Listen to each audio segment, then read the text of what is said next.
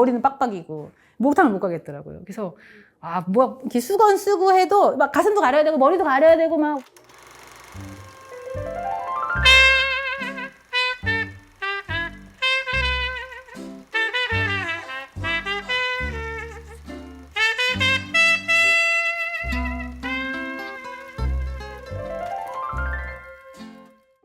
안녕하세요. 네. 수술 끝나셨어요? 네, 잘 끝났어요. 오늘 무슨 수술 하셨어요? 오늘은 유방 재건 수술을 했죠. 유방 재건 수술 전문이신 거죠?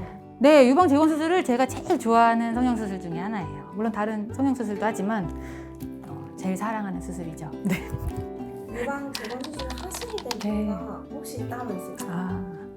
그것은 제가 성형외과를 하기로 결심한 때로 돌아가거든요. 제가 의대생일 때 무슨 과를 할지 이제 고민이 많았는데 제 캐릭터상 되게 밝고 활동적이고 결정 내리는 걸 좋아해서 나는 외과 계열이다를 딱 생각하고 있었어요. 근데 제 손기술이 좀 좋거든요. 그래서 외과를 하면 되게 잘하겠다 이렇게 생각을 했는데 제가 수업을 듣는데 다 너무 괴로운 거예요. 왜냐면 외과에서는 대장암이 걸리면 대장을 잘라서 버려요.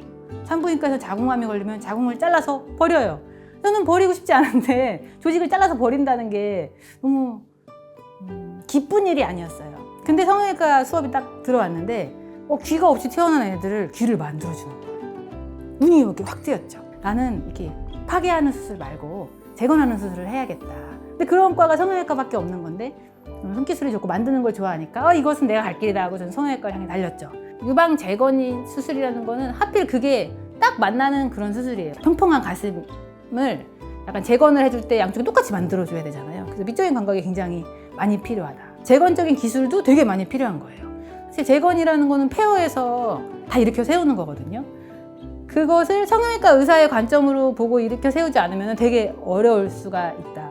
유방 재건이라는 것은 약간 미용 성형과 재건 성형이 맞닿아 있는 성형외과의 꽃이다라고 저는 생각을 해서 유방 재건에 굉장히 많이 매진을 했고 계속 더 잘하려고 애쓰다 보니까 또 좋아하는 걸 또 잘하게 되고 이러니까 되게 제일 좋아하는 수술이 됐죠.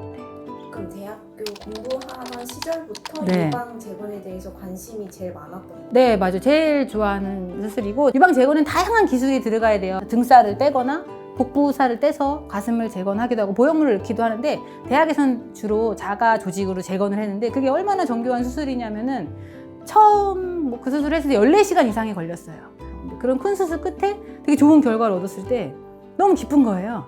그래서 전공의 때도 그렇지만 전임의 때도 미세수술 기법을 배우려고 동경대 가서 연수도 했었고 미세수술이 어느 정도 기술이 익혀졌다 싶으니까 이제 갖다 붙이는 건 잘하는데 모양이 이쁘게 안 나오는 거예요.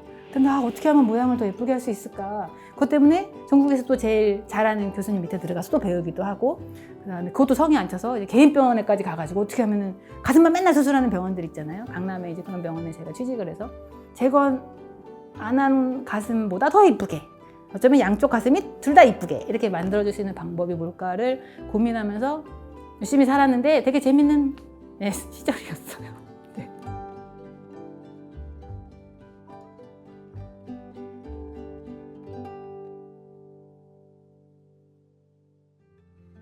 유방 재건할 때 가장 중요한 포인트는 뭐라고 생각하세요?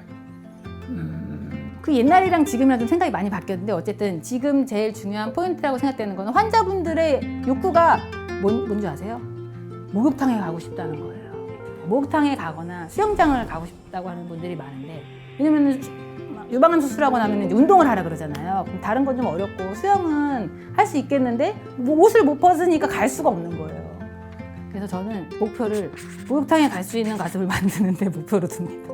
그래서 일단 마운드가 양쪽이 비슷해야 돼요. 이게 재건 가슴은 너무 재건 가슴 같고 바가지 덮어놓은 것 같고 반대쪽 가슴은 내추럴하게 쳐져 있으면 안 되잖아요.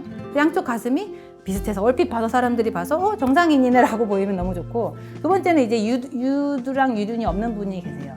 그러면 딱 봐서 한쪽만 유두가 있고 한쪽 유두가 없으면 이상하잖아요. 그래서 유두 유륜까지가 유방 재건의 긴 과정이거든요. 그런 그 끝까지의 과정이 다 완성돼야 목욕탕에 갈 수 있는 거죠. 마운드만 있다고 갈 수 있는 것도 아니고 젖꼭지가 없으면 가기 어려우니까. 그래서 사실 저도 목욕탕에 초반에 못 갔어요. 저도 여기 절개선이 있고 흉터가 있잖아요. 머리는 빡빡이고 목욕탕을 못 가겠더라고요. 그래서 뭐 이렇게 수건 쓰고 해도 막 가슴도 가려야 되고 머리도 가려야 되고 막 머리도 빡빡이고 여기는 막 흉터 있고 막 이 상황에서 되게 스트레스를 많이 받아가지고 이분들이 예전에는 목욕탕을 못 가서 수술 받고 싶어요 그러면 목욕탕을 못 가야 돼 생각했는데 지금은 충분히 이해하죠. 전절제를 하시거나 이러면은 목욕탕을 못 가겠다. 애들이랑 워터파크 갔다가 옷 갈아입을 때 너무 힘들겠다. 이런 생각은 지금 많이 들죠. 그래서 최대한 그런 걸 못 느끼시게 감쪽같이 하려고 노력하지만 모든 성형외과 의사는 노력하지만 네, 힘든 과정이죠. 어쨌든 애쓰고 있습니다.